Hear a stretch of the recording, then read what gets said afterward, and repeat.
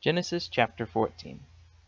In the days of Amraphel, king of Shinar, Arioch, king of Elasar, Chedorlaomer, king of Elam, and Tidal, king of Goyim, they made war with Bera, king of Sodom, Bersha, king of Gomorrah, Shinab, king of Admah, Shimber, king of Zeboim, and the king of Bela, also called Zor. All these joined together in the valley of Sidom, also called the Salt Sea. They served Chedorlaomer for 12 years, and in the 13th year they rebelled.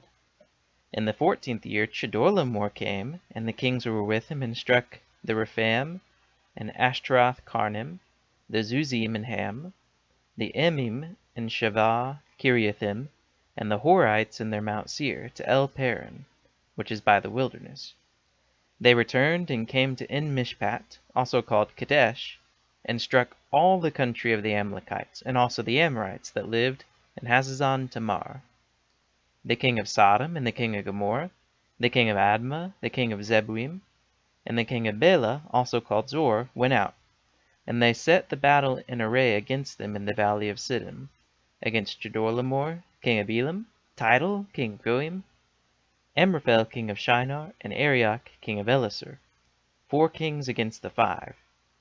Now the valley of Sidom was full of tar pits, and the kings of Sodom and Gomorrah fled, and some fell there. Those who remained fled to the hills. They took all the goods of Sodom and Gomorrah, and all their food, and went their way.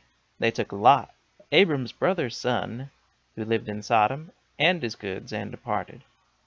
One who had escaped came and told Abram, the Hebrew. At that time he lived by the oaks of Mamre, the Amorite, brother of Eshcol and brother of Aner. They were allies of Abram. When Abram heard that his relative was taken captive, he led out his 318 trained men, born in his house, and pursued as far as Dan. He divided himself against them by night, he and his servants, and struck them, and pursued them to Hobah, which is on the left hand of Damascus. He brought back all the goods, and also brought back his relative Lot and his goods, and the women also, and the other people. The king of Sodom went out to meet him after his return from the slaughter of Chedorlaomer, and the kings who were with him, at the valley of Shaveh, that is, the king's valley.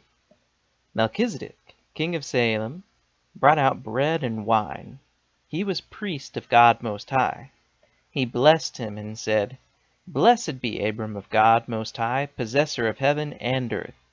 Blessed be God Most High, who has delivered your enemies into your hand."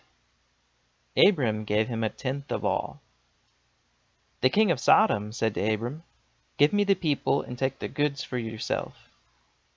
Abram said to the king of Sodom, "I have lifted up my hand to Yahweh, God Most High, possessor of heaven and earth, that I will not take a thread nor a sandal strap, nor anything that is yours, lest you should say, 'I have made Abram rich.'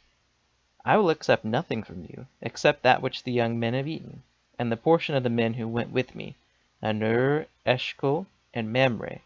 Let them take their portion."